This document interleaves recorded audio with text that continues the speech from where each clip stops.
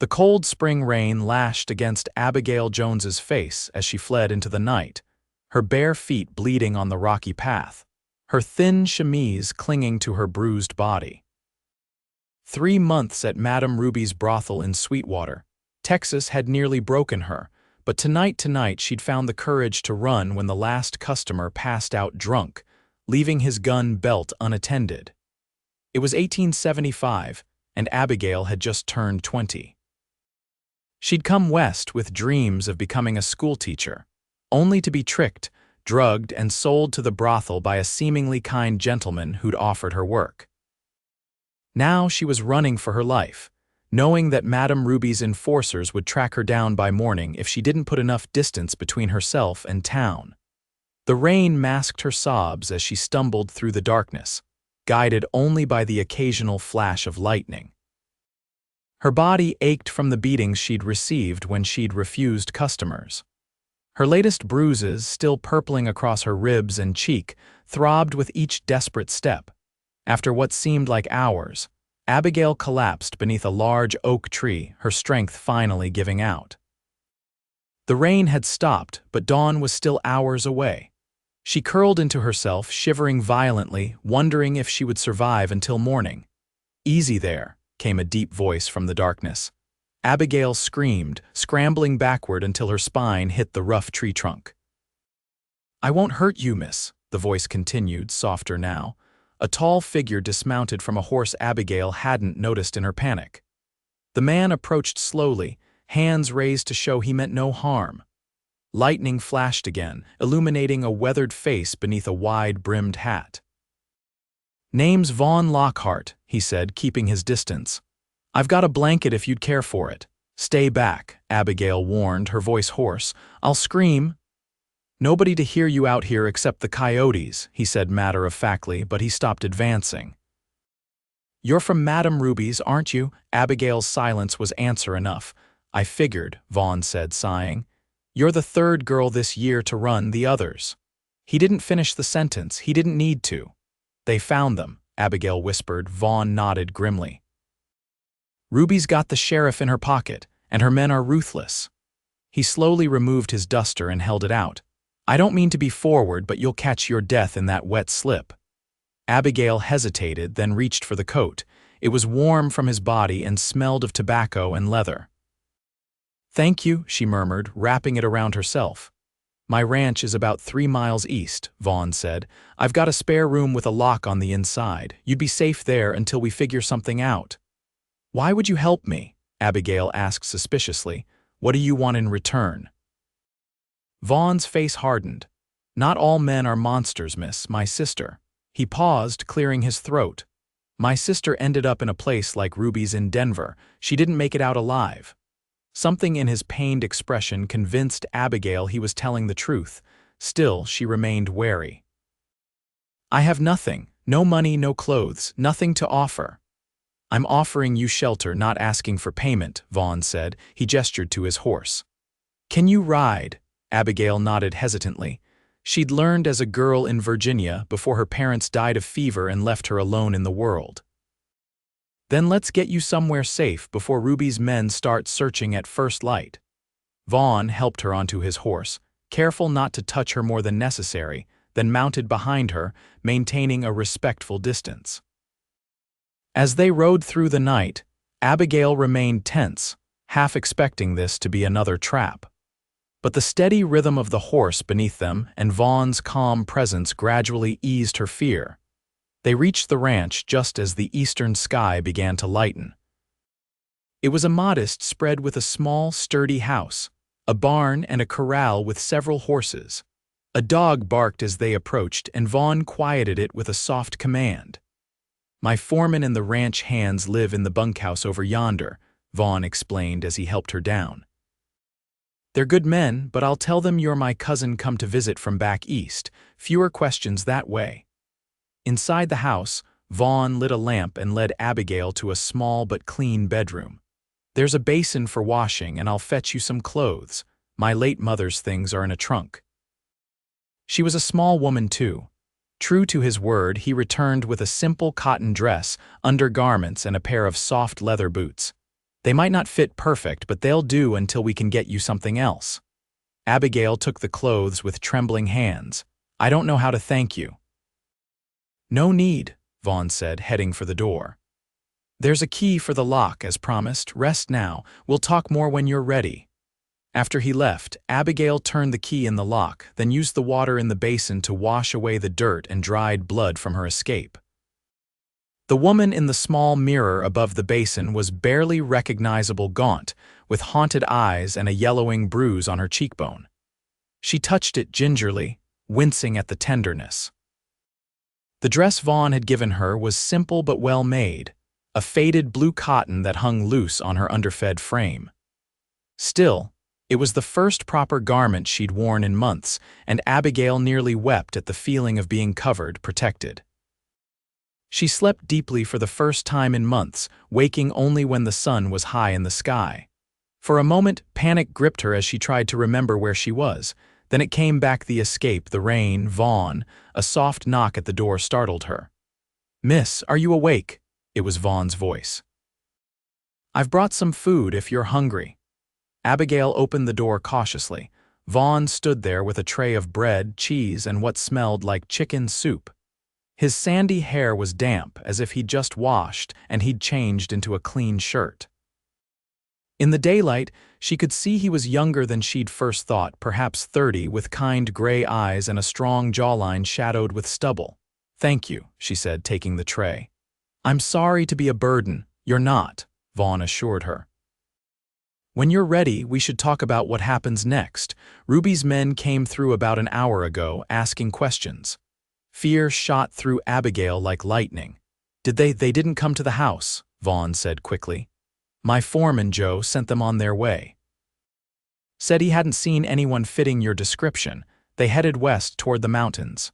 Relief flooded through her, but it was short-lived. "They'll be back. Ruby won't let me go so easily." "Which is why we need a plan," Vaughn said. "Eat first, then we'll talk." The soup was the best thing Abigail had tasted in months, and she devoured it along with the bread and cheese. When she emerged from the bedroom, she found Vaughn at a table covered with papers. "I've been thinking," he said without preamble. "Ruby's men will keep searching, and eventually they might come back this way. You need more protection than I can offer as just a friend." Abigail's heart sank. "You want me to leave?" "No," Vaughn said firmly. "I want to offer you my name." Abigail stared at him, uncomprehending. "Your name?" "Marriage," Vaughn clarified. "A marriage of convenience. As my wife, you'd have protection under the law that you don't have now. Ruby couldn't touch you without facing charges of attempting to abduct a married woman." "You can't be serious," Abigail said, stunned. "You don't even know me." "I know enough," Vaughn replied. "You're brave enough to run from that hell when others couldn't, smart enough to survive the night alone, and decent enough to question my motives instead of just taking advantage." "But marriage would be in name only," Vaughn assured her. "You'd have your own room always. I'd never expect anything from you. When you're ready to move on, we could arrange a quiet divorce or annulment." Abigail paced the small room, her mind racing. "Why would you do this for a stranger?" Vaughn's expression darkened. "Like I said, my sister Hannah died in a brothel. She wrote to me before the end, begging for help, but by the time I got to Denver, she was gone. I was too late for her. I won't be too late for you." The raw pain in his voice touched something in Abigail. She stopped pacing and looked at him directly. "If I agreed, what would you expect of me?" "Just to keep house if you're willing," Vaughn said. "I've been managing on my own since my mother passed 2 years ago, but I could use help with cooking and such. The ranch is doing well enough, but not so well I can hire a housekeeper." It seemed too good to be true, which made Abigail wary. "And if I want to leave someday?" "Then you leave, with my blessing and whatever money you've earned helping around here," Vaughn said simply. "I'm offering you dignity and safety, Abigail, not a prison." The way he said her name, it was the first time he'd used it, sent an unexpected warmth through her. Still, she hesitated. "Can I think about it?" "Of course," Vaughn said, "but not too long. Ruby's men will be back." Over the next 2 days, Abigail considered Vaughn's proposal while helping around the house.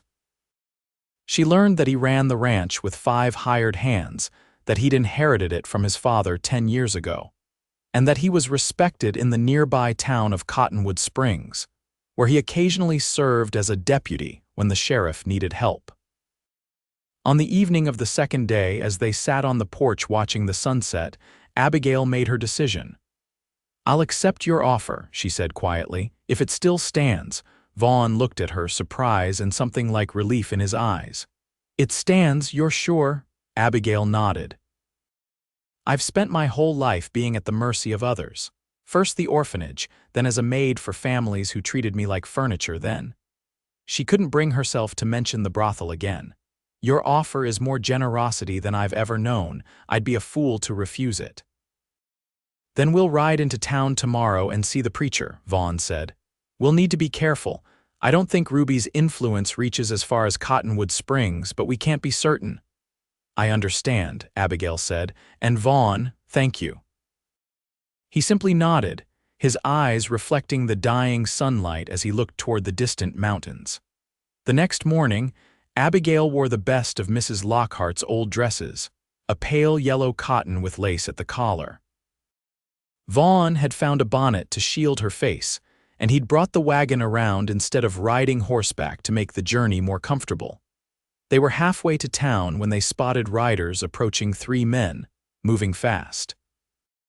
"Ruby's men," Vaughn said grimly, reaching for the rifle secured beneath the seat. "Stay down and keep your face covered." Abigail's heart hammered as she pulled the bonnet forward, hunching to appear smaller. The riders slowed as they approached, and Abigail recognized the leader, Bert, Ruby's most vicious enforcer, who'd broken her ribs last month when she'd refused a particularly cruel customer. "Morning, Lockhart," Bert called, eyeing Abigail suspiciously. "Heading to town?" "That I am," Vaughn replied evenly. "Something I can help you with." "Looking for a girl," Bert said. "Run away from Sweetwater. Madam Ruby's offering $50 to anyone who finds her. Skinny thing, dark hair, probably all bruised up." "Haven't seen anyone like that," Vaughn said. "This here's my betrothed, Miss Jones. We're heading to the preacher in Cottonwood Springs." Bert's eyes narrowed as he studied Abigail, who kept her face averted. "Mighty convenient, you suddenly having a betrothed nobody's heard about, been courting by letter," Vaughn said smoothly. "She's my late mother's cousin's girl from back east, arrived by stage 3 days ago." One of Bert's companions moved his horse closer. "Let's have a look at the lady's face, just to be sure." Vaughn's hand tightened on the rifle. "The lady's face is none of your concern."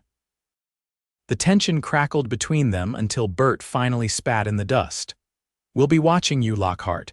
Word is you're soft on fallen women like your sister." Vaughn's knuckles went white on the reins, but he kept his voice steady. "I'd be careful speaking ill of the dead, Bert. Especially my kin." Something in his tone must have warned the men because Bert backed his horse a few steps. "Just doing my job. If you see that runaway, there's good money in it." "I'll keep that in mind," Vaughn said coldly. The men rode on, and only when they were well out of sight did Abigail release her breath. "They know," she whispered. "They suspect." "All the more reason to make this official," Vaughn said, urging the horses forward. "Once you're Mrs. Lockhart, they'll have a harder time proving anything." The small church in Cottonwood Springs was empty except for the preacher and his wife, who served as witnesses. The ceremony was brief, with Abigail's voice barely audible as she repeated the vows. When Vaughn slid a simple gold band onto her finger, his mother's, he'd explained the reality of what they were doing hit her full force. She was married. She was Mrs. Lockhart now, no longer property to be sold, but a woman with a name, a home, and protection. Afterward, they visited the mercantile where Vaughn purchased fabric for new dresses, proper undergarments, and boots that actually fit Abigail's small feet. The shopkeeper's wife, Mrs. Patterson, eyed Abigail with undisguised curiosity. "Never knew Vaughn was courting," she remarked. "Must have been keeping you a secret, dear." "We corresponded for some time," Abigail said softly, repeating the story Vaughn had crafted. "I'm a distant relation of his mother's." Well, you're a lucky girl, Mrs. Patterson said. Vaughn Lockhart is the finest catch in the county. Half the girls around here have been setting their caps for him since his mother passed. Abigail felt a strange twist in her stomach at that information. She glanced at Vaughn, who was examining a set of kitchen tools, apparently oblivious to the fact that he was considered such a prize. On the ride back to the ranch, they passed Bert and his companions again, this time at the crossroads. The men watched them pass but made no move to stop them. Vaughn kept his hand near his gun the entire time. "They'll report back to Ruby," he said once they were out of earshot. "But now that we're legally married, there's not much she can do without drawing attention from the federal marshal. She won't risk that." Abigail wasn't so sure, but she kept her doubts to herself. Life at the ranch settled into a rhythm over the next few weeks. Abigail learned to cook on the wood stove, to make bread that didn't resemble rocks, and to manage the household tasks that had clearly been neglected in the absence of a woman's touch. Vaughn was always polite, always respectful of her space, never entering her room without knocking, never making her feel like she owed him anything beyond what they'd agreed. Yet something was changing between them, slowly and almost imperceptibly. It was in the way Vaughn's eyes lingered on her when she brought him coffee in the mornings. It was in the way Abigail found herself watching him work with the horses, admiring the strength in his arms and the gentleness of his hands. It was in their conversations over dinner, which grew longer and more personal as the days passed. One evening, as they sat on the porch watching a summer storm roll in across the plains, Vaughn asked about her life before the brothel. Abigail hesitated, then told him everything about losing her parents at 12, about the orphanage in Richmond where she'd worked for her keep, about her dream of becoming a teacher and how that dream had led her west. "I was so naive," she concluded bitterly. "I believed that man when he said he knew of a position for a governess in Sweetwater. I believed him when he offered me tea at the hotel. I never suspected it was drugged until it was too late." Vaughn's hands clenched into fists. "This man, would you recognize him again?" Abigail nodded slowly. "He had a scar along his jaw, called himself Peterson, though I doubt that was his real name. If I ever meet him," Vaughn said quietly, "he's a dead man." The vehemence in his voice startled her. "Violence won't undo what happened." "No," Vaughn agreed, "but it might prevent it happening to another innocent girl." Thunder rumbled in the distance, and the first fat raindrops began to fall. Abigail shivered, not from the cold but from the memory of that rainy night when she'd fled into the darkness. As if reading her thoughts, Vaughn removed his jacket and placed it around her shoulders. "You're safe now," he said, his hand lingering on her shoulder. The touch sent warmth through Abigail despite the cooling air. "Thanks to you." "No," Vaughn said with a small smile. "You saved yourself when you ran. I just happened to be in the right place at the right time." They sat in comfortable silence as the rain increased, creating a curtain of water off the porch roof. "We should go in," Vaughn finally said, rising to his feet. He offered Abigail his hand, and she took it without hesitation. For a moment they stood close, hands clasped, and Abigail felt something shift between them, something profound and a little frightening. Vaughn must have felt it too, because he cleared his throat and stepped back, releasing her hand.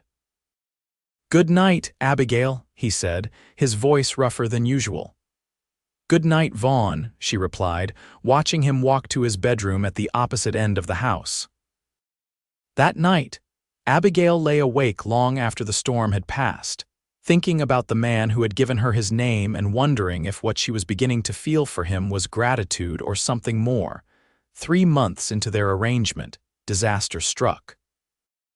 Abigail was alone at the ranch, Vaughn having ridden to a neighboring spread to help with a difficult calving, when a wagon pulled up outside. Through the window, she recognized Bert and another of Ruby's men, along with the sheriff from Sweetwater.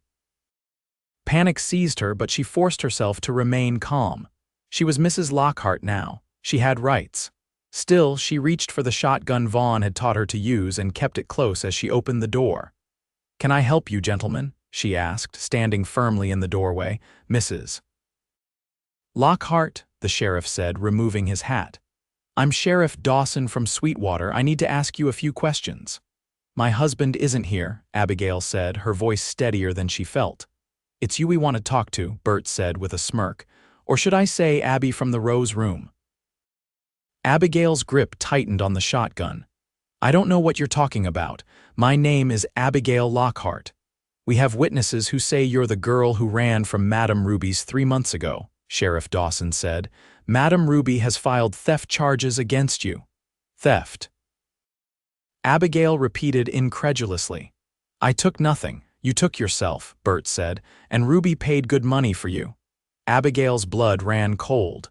People can't be stolen because people can't be owned. I'm a free woman and a married one at that. The marriage is suspicious, Sheriff Dawson said. Conveniently timed. We think Lockhart harbored a fugitive and then married her to prevent her return to her rightful employer. Rightful employer? Abigail's fear gave way to anger. I was drugged, kidnapped, and forced to work in that hellhole. I was beaten when I refused clients. How dare you stand on my property and suggest I should have stayed? The sheriff at least had the decency to look uncomfortable, but Bert just grinned. You're coming with us one way or another. Ruby wants her property back.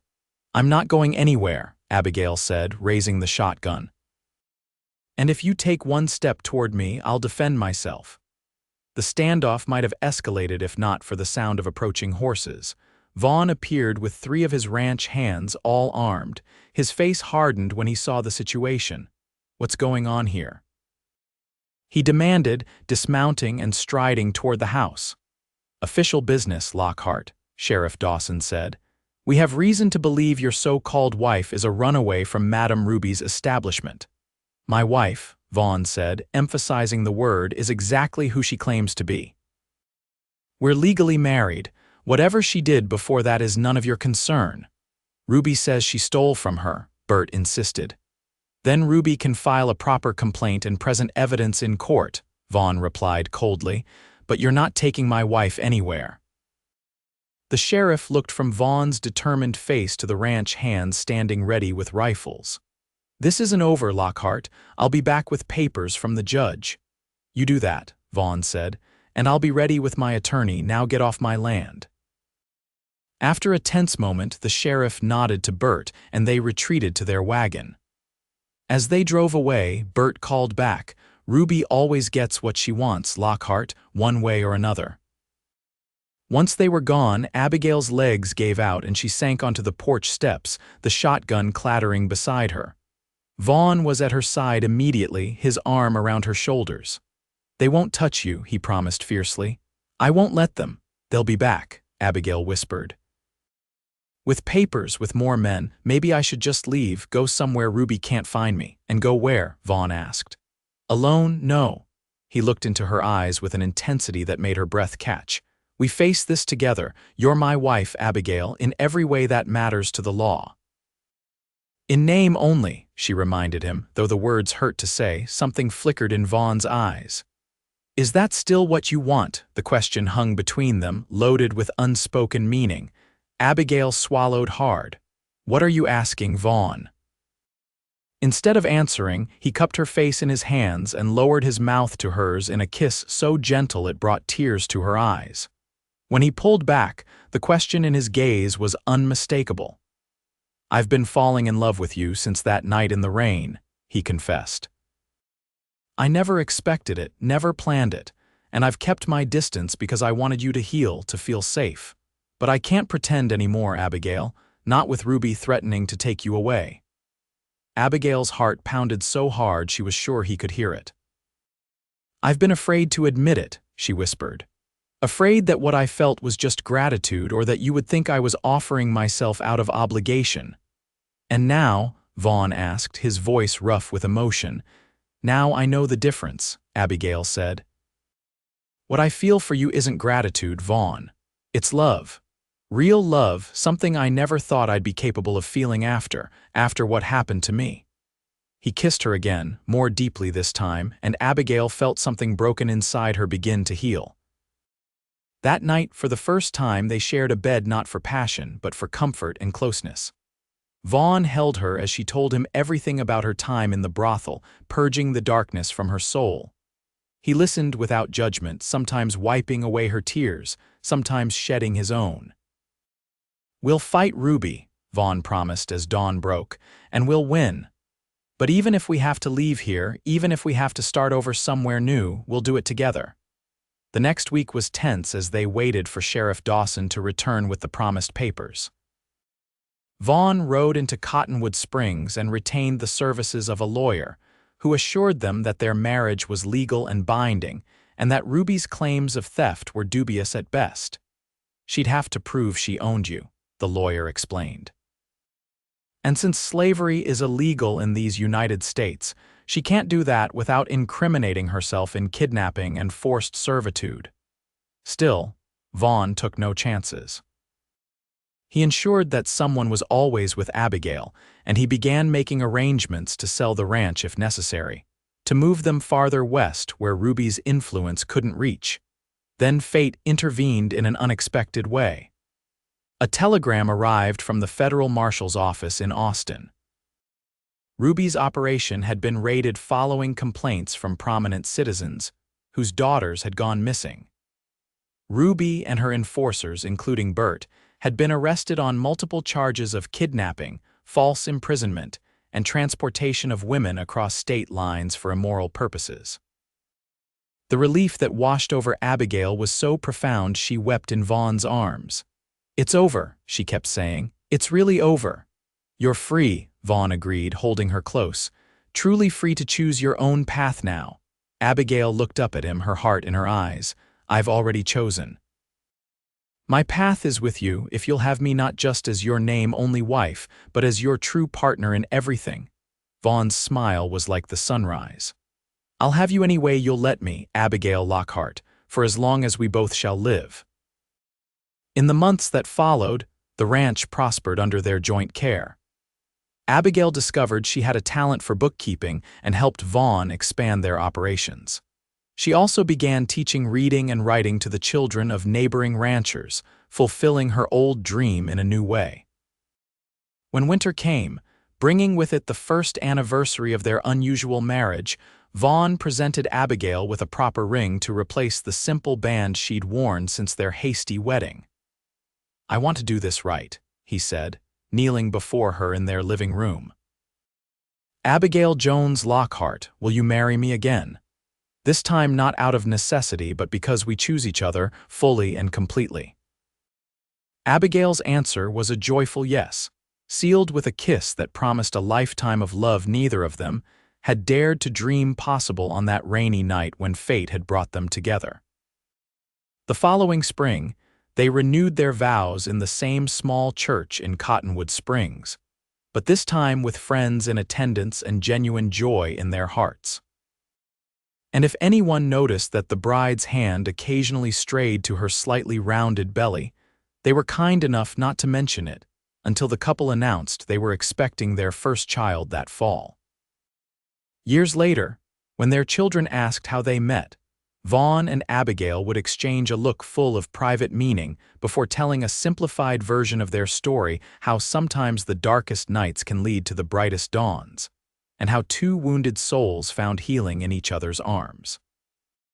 What they never forgot, though they rarely spoke of it aloud, was the truth that had brought them together. She had escaped with nothing but bruises, and he had offered her dignity and his name. But what they'd built together, a life of love, respect, and joy, was worth more than either of them could have imagined on that fateful night when the rain washed away the past and cleared the path for their future.